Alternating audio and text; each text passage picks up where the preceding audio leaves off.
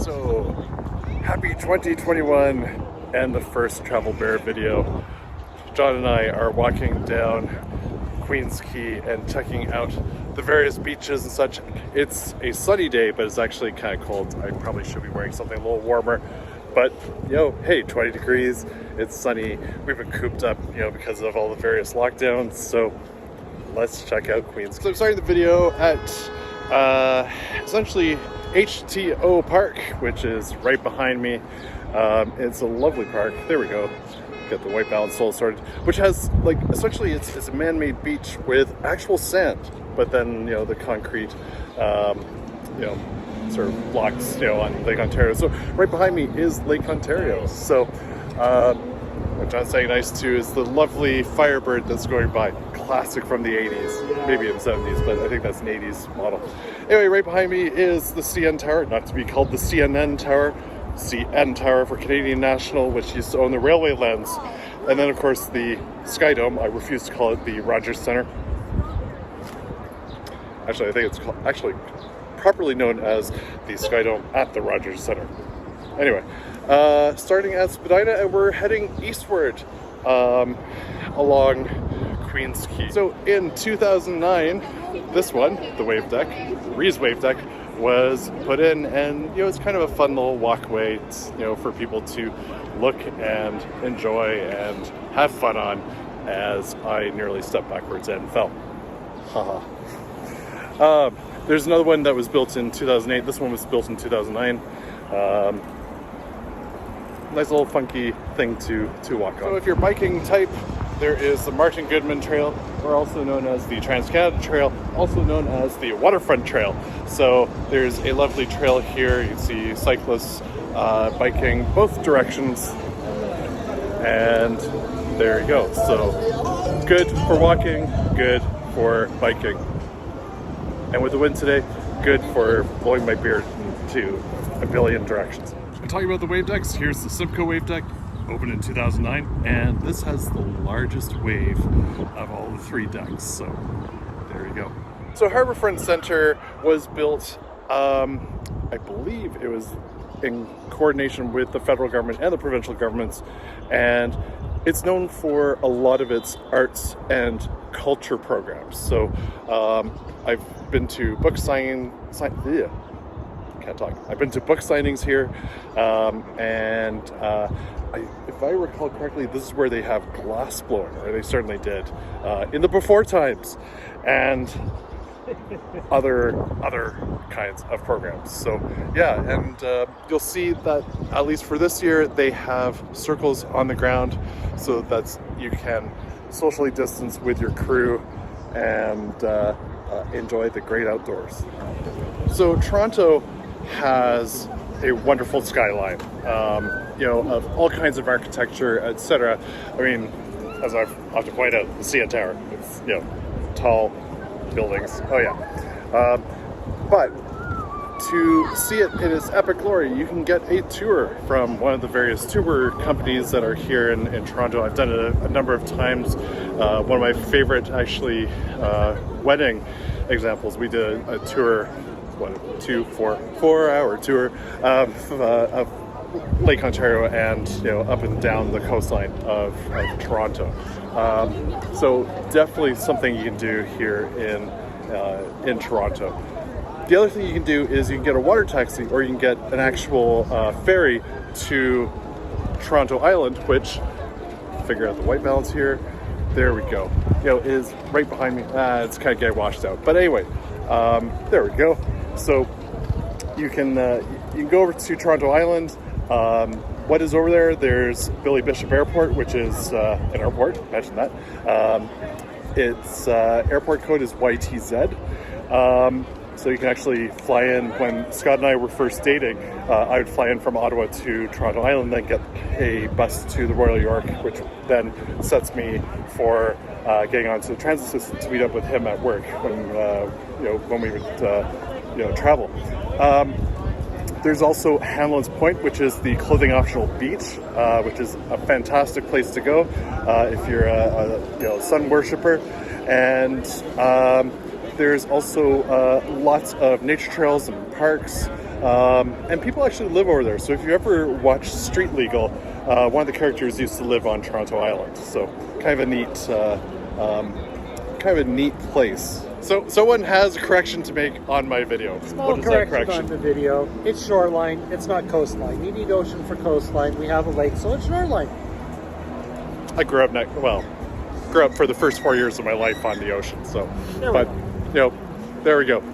Shoreline, coastline. There you go. So just up the road here is what was the Air Canada Centre, which is now the Scotiabank Arena, which is where the Maple Leafs usually play. Definitely played in the before times. Are they playing in the after times? Well, no, they're in the States. We're not sure. Where is the National Hockey League playing their game? No idea. I am a bad Canadian because I don't care much for hockey. The truth is out. One of the things that's ubiquitous around Toronto are these food carts where you can get popcorn, you can get some knickknacks and things like that to celebrate your day. Sometimes they have drinks, caramel corn. When I was growing up in the 80s, when I first moved to the city here in 79, they used to actually have hot chestnuts and hot peanuts and also hot popcorn. But sadly these days, they're no longer heated, but glad to see they're still around. And of course, the ubiquitous ice cream truck.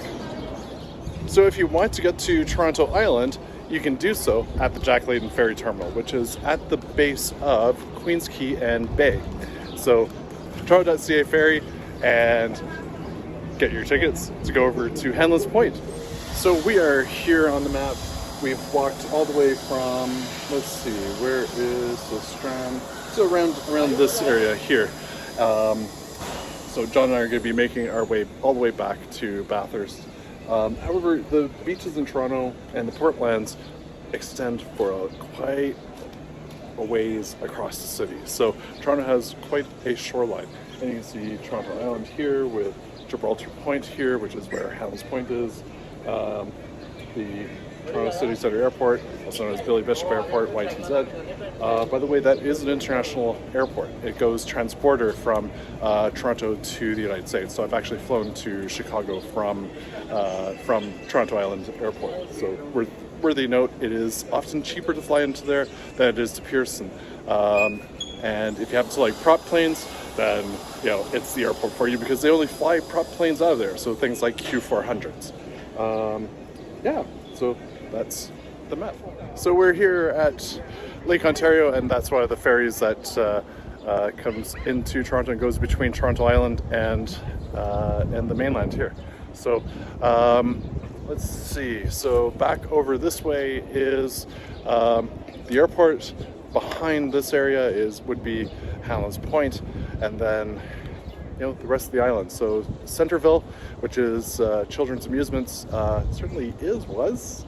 I can't remember if they've shut down, but I will get you that information, whether the amusements park has shut down. And then, of course, sort of the area where people live on the island, on the eastern side. So one other thing of note, behind the ferry here are the Toronto Portlands, and the Toronto Portlands are slowly being redeveloped into an island by itself, so a man-made island, and it's where Google was going to have their sidewalk initiative, which unfortunately has kind of failed in this city. Unfortunately, it lost support. It would have been kind of cool, I think. So this area is going to go through a major change in the near future. So within the next 10, 20 years, it's going to completely change. And to get to the Jack Layton Ferry Terminal, you can get the subway to Union Station and then take the underground streetcar from Union Station to here at Queens Quay. There's actually an underground streetcar station that's right behind me, right there, that you can get at. It was opened in, I think it was 1985, as a bit of a neat extension to promote sort of rapid transit in the city.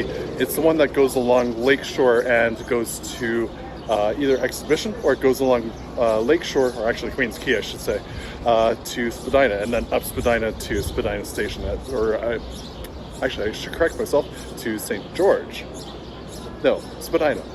I do know my subway system here in Toronto. I might not. It's been a long time since I've thought about it and actually taken that journey, but yeah, it goes up to Spadina. If you are looking to stay somewhere that is right on Lake Ontario and very close, there is the Weston Harbour Castle Hotel, which is right above me, right here. So you get an epic view of downtown if you want it, and an epic view of Lake Ontario. I would say with views as far as Niagara Falls. You can actually see, certainly from CN Tower, the mist of Niagara Falls as it comes up, as the waterfalls and all that stuff. But yeah, you've got your options to stay right on Lake Ontario. And I remember way back when this was like one of the only buildings in this area. So a lot of development happened here, certainly in the 80s, but then the 90s, and then even more so, imagine that, condos in Toronto. Again, it's that word again, ubiquitous. Do you want to laugh at me? Word of the day. Ubiquitous. Yeah. Word of the day. So, condos in the city. So a huge amount of the lands south of the railway lands were developed into sort of this epic area of the city. And further to what I was saying about condos being built and this whole area being redeveloped. So these condos right here, which are quite epic, built in the past, I would say 6 years. So you can also see some older buildings like the LCBO offices, the Liquor Control Board of Ontario, which is responsible for alcohol distribution within the province here. A little bit further down the road, I'll take you into a little bit of history of Toronto clubbing. So something interesting about Toronto still is quite a shipping hub within the Great Lakes. So right behind me is the Redpath Sugar Refinery. And sugar is shipped into here, into Toronto, directly into the refinery here, and it's cooked, refined. And it's one of these sort of last remaining things of the industry, the shipping industry, and such here in Toronto. And it still makes sense for them to keep their factory here, the refinery I should say, here right on Lake Ontario. If you want to learn about sugar and the refining process, there's the Redpath Museum right behind me. I didn't actually know this existed. My first time actually walking down here all the way from Bathurst. So there you go. Sugar. And as I was saying, the perfect place for a big ship like this to offload sugar. So let's talk about something completely different from the ship that's behind me. I'm at Lower Jarvis, and what used to be here was an amazing, amazing club and dance complex called The Government. Some of you know it as RPM, some of you know it as The Warehouse and Cool House. So totally epic. I used to listen to live-to-air broadcasts in my basement office, listening to dance music and the DJs spinning tunes that were epic in the late 80s, early 90s, definitely the late 80s, way back when techno was really hitting the airwaves and things like that, and dance music was epic. It's actually epic today as well. So, but yeah, that used to be here, and now it's been replaced by, you got it, a condo. And if you wanted to pick something up to eat, there is a Loblaws here at Lower Jarvis, so you can pick up foods for a picnic and have a picnic by Lake Ontario. Or there are many food vendors and restaurants along the pathway. Let's talk a little bit about alcohol sales in Ontario. So the Liquor Control Board of Ontario, as I kind of mentioned, this is their headquarters, and this is a big, massive store location. It also has a Vintages, so I'll talk a little bit about that. So the LCBO, this is the only place where you can get liquor in Ontario other than at a bar, etc. But liquor sales, you have to go to an LCBO. Now for wine, you can actually get wine at a store called the Wine Rack, which is all Ontario, wines, etc. So that's put together by a lot of the winemakers in the province. However, the LCBO is where you can get wines from other countries and, of course, local wines as well. What else about the LCBO? Excuse me. So You can get wines in grocery stores. That's a relatively new thing. And then for beer sales, you can get beer at the LCBO, but there's also a company called the Beer Store, which is put together by all the beer brewer companies, or a number of them here in the province as well. So it's kind of interesting how liquor sales are handled here. You can now also get beer in certain grocery stores. So that is very new for the province of Ontario here. Comes from the Prohibition era, and then of course it's a huge moneymaker for the province. So it's, you know, how the province gets a lot of revenue. All the alcohol that's sold in grocery stores and such, yeah, it all comes from the province. So the province is still making their money. So everything comes all the way through the province. Didn't really talk much about vintages. Vintages really for the LCBO is where you can get sort of the higher end stuff that you might be looking for, you happen to be looking for, etc. So that special bottle of champagne maybe, or some limited edition bottle of some form of alcohol, whiskey, you name it. So that's where you can go for the special stuff. Ice cream vans, Greek food. Greek food in the city is awesome. Roti in the city, oh yes. And dosa. Dosa is relatively new into Toronto. Food from where my dad came from in India. So yes, dosa. And then, well, yeah, Tim's. Of course, already mentioned popcorn, peanuts, and of course, fairy floss for using them. And of course, peanuts, popcorn, and fairy floss for those of you in the UK, or candy floss in the rest of the world, or at least in North America. If you want Japanese food, sushi and the like, right there. Beaver tails. So one of the exhibits they have here at Harbourfront Centre is an exhibit on essentially portraits in COVID times, documenting a nation in change. So kind of neat seeing the whole exhibit, a bunch of pictures of people wearing masks and life here in Canada, and they list who took the photos and things like that, and of course all the details. So if you're going to park here downtown on Queens Quay, the parking lot that's over here across from Skydome is $20 for the day. The one that was way down behind us near Redpath was $25 a day. And there are ways you can actually make those cheaper on yourself. So you can park at the other end of where John and I parked, and I can't remember what the rates are, but they were a lot more reasonable. So, you know, a few hours is all you need if you're just down here for a walk and not spending the whole day down here.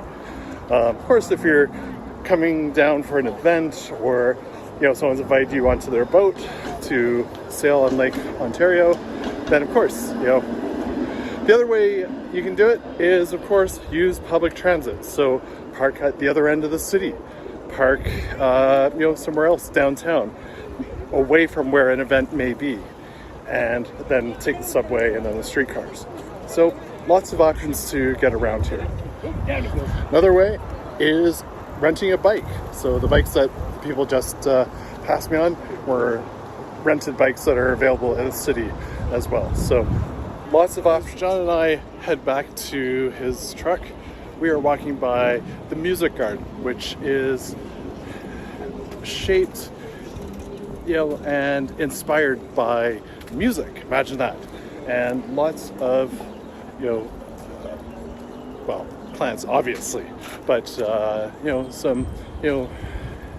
So as John and I are walking back to his truck, we are walking by the Music Garden, which has a lot of sort of indigenous and wild plants here, and it's inspired by, imagine that, pieces of music. So lots of paths. It goes right by the lake, so you sort of see the lake and all the way through, and lots of beautiful trees and other plants. Bound to be stunning at all times throughout the spring, summer, and autumn.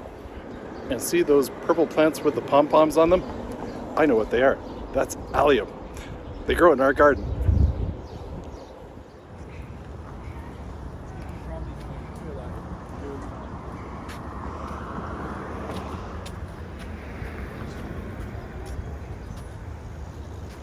So down at the base of Bathurst and Lakeshore at Queens Quay is Toronto City Centre Airport. So Billy Bishop, Toronto City Centre Airport.